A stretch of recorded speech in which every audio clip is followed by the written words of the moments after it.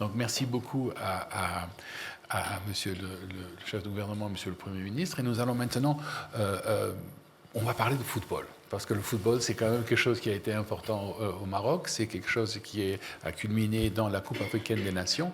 Et ça a été un investissement considérable pour le Royaume.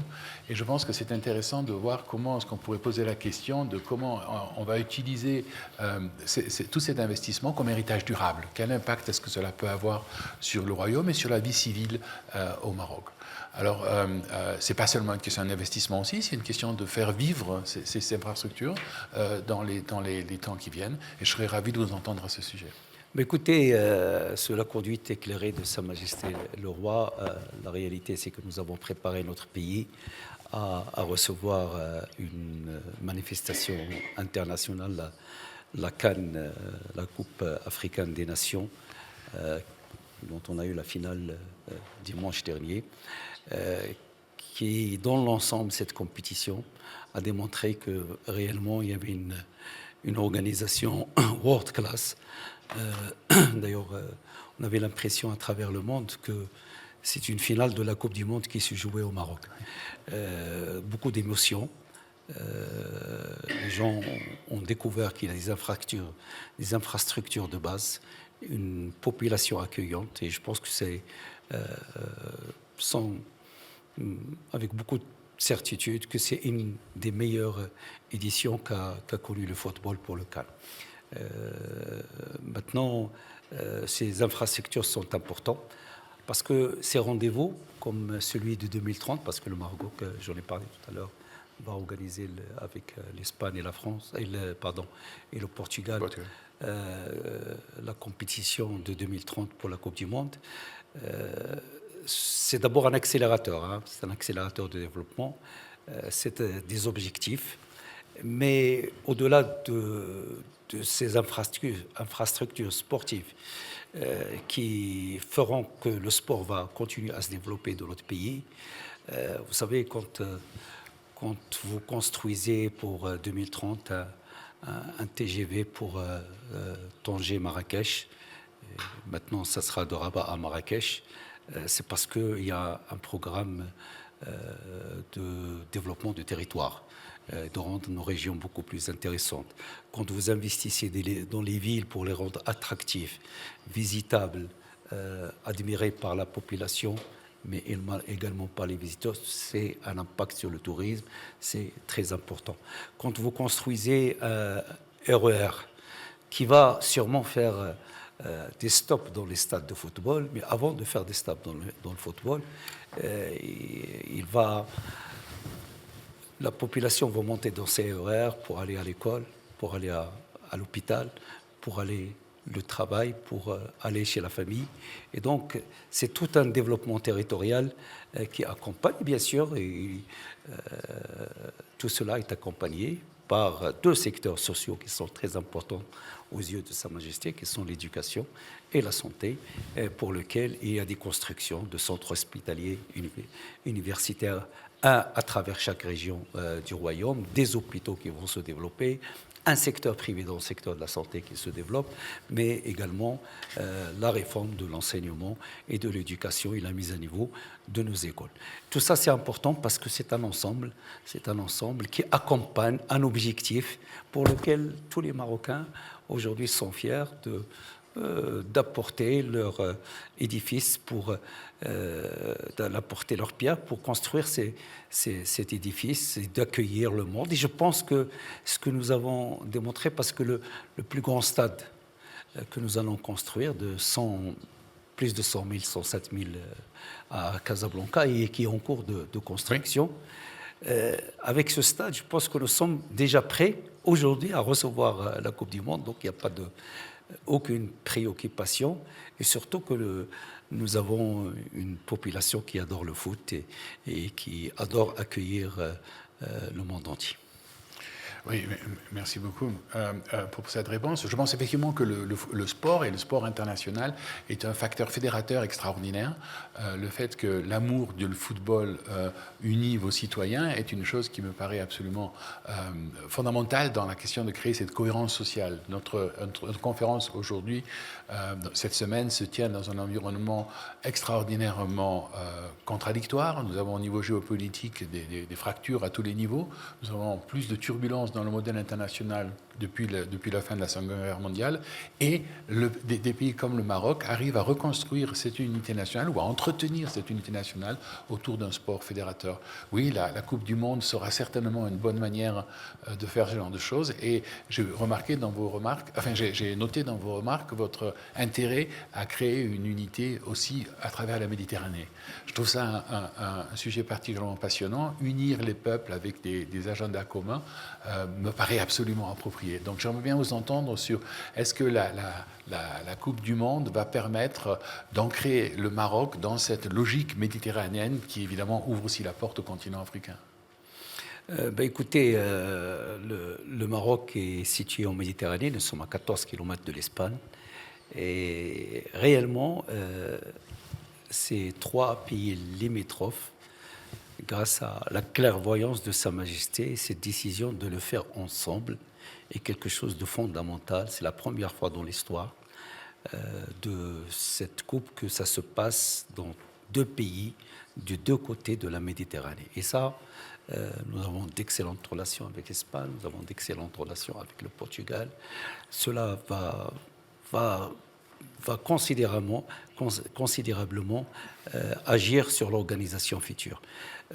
Quand vous êtes à Casablanca ou à Rabat, c'est presque, vous prenez l'avion pour voir un match à Agadir, dans la région du sud du Maroc, ou aller à Lisbonne, c'est presque le même horaire.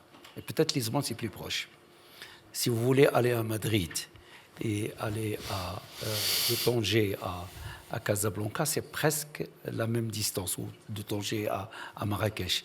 Donc il y a une proximité qui fait que, même fuseau horaire, même organisation, la proximité, le climat méditerranéen, je pense que ce sera un événement important, j'espère, de fête et de réussite pour les trois pays. Et ce sera certainement un événement qui attirera l'attention sur le Royaume du Maroc et toutes les opportunités que ce Royaume a dans la logique du développement de l'Afrique en général. Donc, félicitations. En même temps, ce serait évidemment intéressant de comprendre, vous nous avez dans vos remarques à nouveau impliqué le grand chantier des réformes sociales, de comment est-ce qu'on peut assurer la santé de manière plus propice pour la majorité de la population. Et là aussi, j'aimerais féliciter le Royaume pour ne pas s'être concentré juste sur l'aspect des coûts, mais aussi sur l'aspect des opportunités. Comment pouvons-nous utiliser un État social fonctionnel pour le futur? Et là aussi, j'aimerais bien entendre votre... Écoutez, il y a un chantier royal, chantier de Sa Majesté, pour vraiment la mise en œuvre de l'État social. Je vais citer 3-4 exemples rapidement. Généraliser l'assurance maladie obligatoire. L'État prend en charge la contribution de 4 millions de familles, c'est-à-dire à peu près 11 millions d'individus, pour qu'ils participent. Et aujourd'hui, j'en ai parlé tout à l'heure, plus de 80% à peu près de la population aujourd'hui est inscrite dans ce programme. Et ça, c'est très important parce que la santé est quelque chose synonyme de dignité et de très important pour la population. Deuxièmement, les aides sociales. On a 4 millions de familles. Nous voulons d'abord stabiliser leurs enfants pour qu'ils aillent à l'école. Donc cette aide est liée à l'assiduité de partir à l'école pour les enfants. Et ces 4 millions de familles, 12 millions de personnes, mais également les personnes âgées et les veuves ont le droit à une indemnité mensuels. Bien sûr, on va les accompagner parce qu'après, on veut qu'ils sortent par le haut.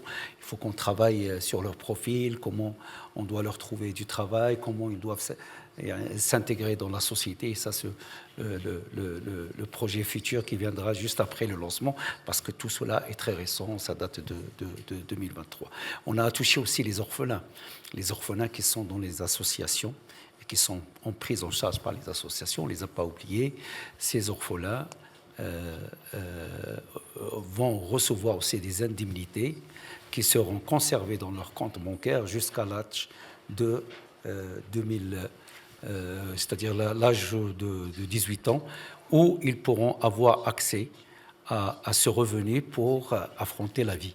Donc tout ça, pour nous, c'est très important, mais pour pouvoir le réussir, il faut aussi que l'actif humain est très important, mais il faut qu'il y ait un actif économique qui puisse financer cet ensemble. Et de là où nous sommes heureux d'avoir une croissance de 5%, on a vu depuis l'arrivée du gouvernement, on a presque doublé les recettes fiscales en espace de 5 ans. Cela a permis de contribuer, de financer, et avec des indicateurs qui sont plutôt positifs au niveau de l'inflation, au niveau de l'endettement, au niveau de la croissance.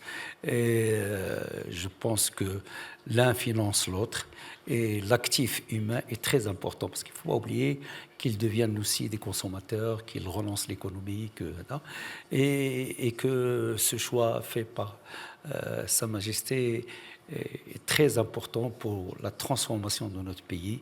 Et le Maroc s'engage dans cette démarche et dans cette, je dirais, vision pour Inch'Allah, de manière à combattre la pauvreté.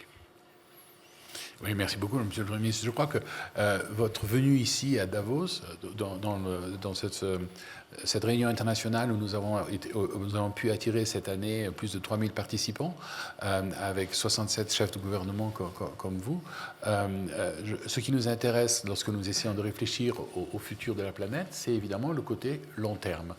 Et voir moderniser les structures socio-économiques du pays me paraît un élément de stabilité qui pourrait rendre la chose beaucoup plus attractive pour beaucoup de nos visiteurs ici. Et je vous suis vraiment très reconnaissant de nous expliquer, de nous expliciter plutôt qu'expliquer ce que vous êtes en train de faire. Donc peut-être que nous pourrions passer maintenant à une seconde phase, qui est cette phase de dire quels sont les avantages pour les entreprises présentes ici à Davos de s'intéresser à ce qui se passe au Maroc, et en particulier de voir s'il y a des investissements possibles à faire. Alors il y a deux choses qui, moi, m'interpellent quand je vous entends. La réforme du système de santé, bien sûr, mais aussi toute cette approche d'une infrastructure verte qui, pour moi, est évidemment à long terme un facteur important, non seulement de gestion des coûts de l'énergie, mais aussi de son indépendance. Et vous avez lancé à Ouarzazate le grand projet de ferme solaire, ou je ne sais pas comment le projet s'appelle au Maroc. Vous l'appelez Non. Non, ouais, c'est exactement. Et je pense que ça, c'est un facteur compétitif intéressant, et j'aimerais aussi vous entendre à ce sujet. Pas seulement dans la génération d'électricité, d'énergie électrique, mais aussi comment est-ce que cette énergie peut être utilisée pour passer, pour la formule que nous utilisons en général, passer de l'électron vers la molécule, passer de l'électricité vers l'hydrogène vert.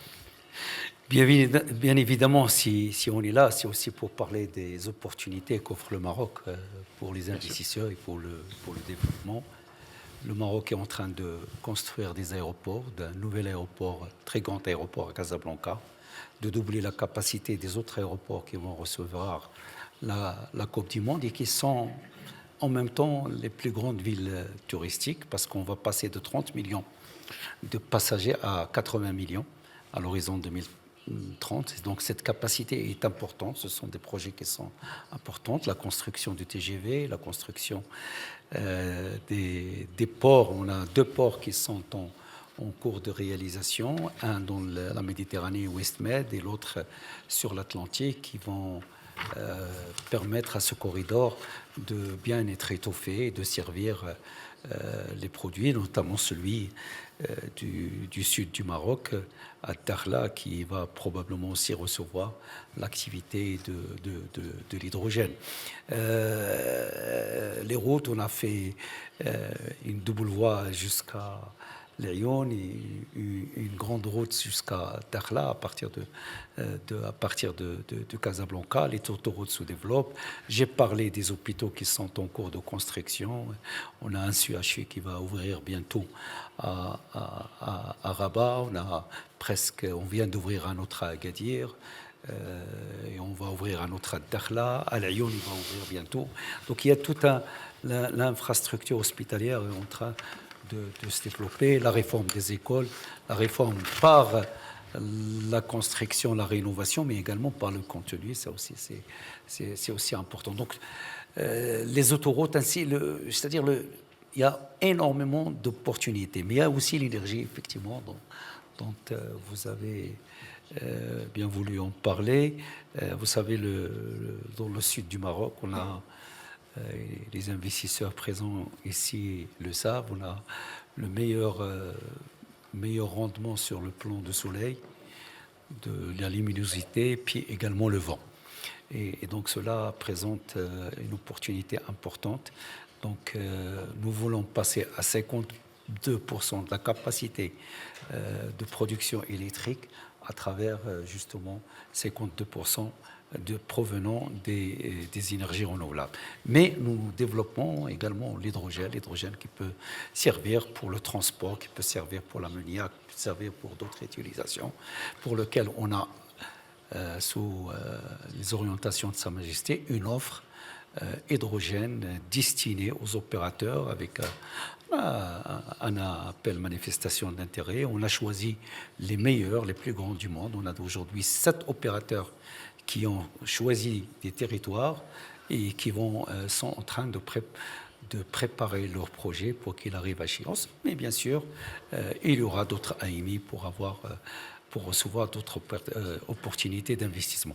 Donc l'énergie reste un facteur important de développement qui peut servir au dessalement de l'eau, parce qu'on a quand même une cote de 3200.